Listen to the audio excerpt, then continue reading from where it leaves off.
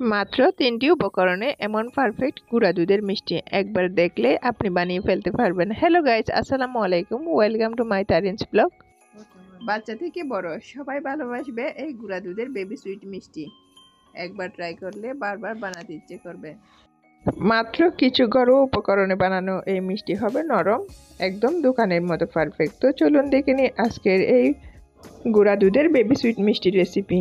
তো প্রথমে আমি একটা প্লেটে একটা ডিম ভেঙে নিয়েছি। ডিমটাকে আমি ভালো করে ফেটিয়ে নিচ্ছি। ডিমটাকে ভালো করে ফেটিয়ে নেওয়া হয়ে গেছে, এটা আমি এক সাইডে রেখে দিব। এখন আরেকটা প্লেট নিয়ে নিচ্ছি।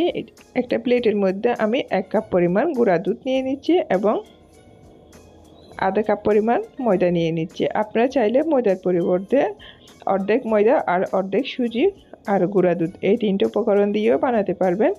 তো এর সাথে আমি অ্যাড করে দিচ্ছি 1 চিমটি পরিমাণ বেকিং পাউডার। বেকিং পাউডার ব্যবহার করবেন, বেকিং সোডা নয়। এখন সব উপকরণ আমি ভালো করে চামচ দিয়ে মিক্স করে নিচ্ছি। আপনারা স্প্যাচুলা দিয়েও মিক্স করতে পারেন, হাতেও মিক্স করতে পারেন, সমস্যা নেই। এখন মিক্স করা হয়ে গেছে। এখন এর মধ্যে আমি ফেটিয়ে রাখা ডিমটা দিয়ে দিচ্ছি।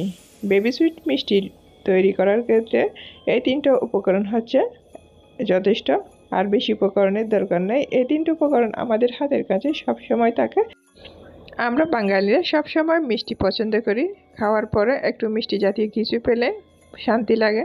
তো আজকের এই বেবি সুইট মিষ্টিটা আপনারা বানিয়ে ফ্রিজে রেখে দিতে পারবেন, যখন ইচ্ছে তখন বের করে খেতে পারবেন। এখন ডিম দিয়ে মেখে আমি একটা ডো রেডি করে নিয়েছি। ডোটা একদম নরমও হবে না, একদম শক্ত হবে না, এরকম একটা স্টিকি ডো হবে। এই ডোটা রেস্টে রাখার কোনো দরকার নেই। এখন আমি ছোটো একটা চামচ দিয়ে এভাবে শেপ পরিমাণ মতো নিয়ে আমি হাতে শেপ দিয়ে বেবি সুইট মিষ্টিগুলো রেডি করে নিচ্ছি।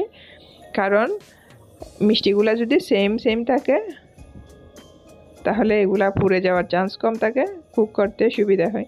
এখন আমার সব বেবি সুইট মিষ্টিগুলো রেডি হয়ে গেছে। মাশাআল্লাহ, দেখতে কতটা সুন্দর লাগতেছে, অনেক লোভনীয় লাগতেছে। এখন আমি চুলায় চলে যাব। চুলায় একটা আমি ফ্রাই প্যানে তেল গরম করতে দিছি। তেলটা যখন মিডিয়াম গরম হয়েছে এর মধ্যে আমি বেবি সুইট মিষ্টিগুলো একটা একটা করে ছেড়ে দিচ্ছি।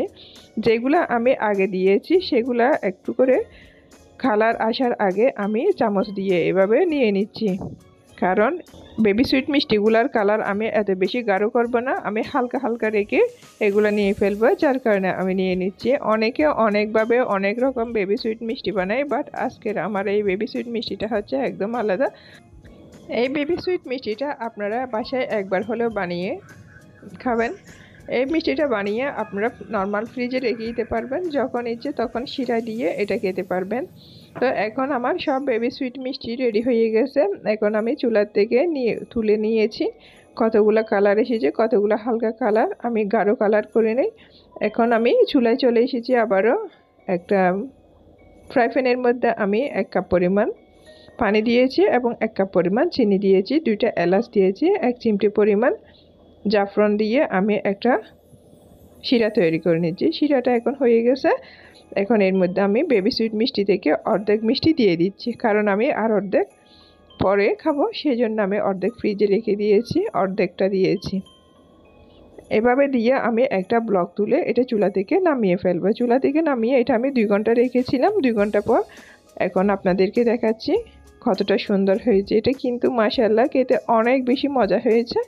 আপনারা অবশ্যই এই মিষ্টিটা বাসায় ট্রাই করবেন। আমার রেসিপিটা কেমন লেগেছে সেটাও কমেন্ট বক্সে কমেন্ট করে জানাবেন। যদি ভালো লাগে একটা লাইক দিবেন আর আমার চ্যানেলে সাবস্ক্রাইব করে দিবেন। ফ্রেন্ডস অ্যান্ড ফ্যামিলির সাথে বেশি বেশি করে শেয়ার করবেন।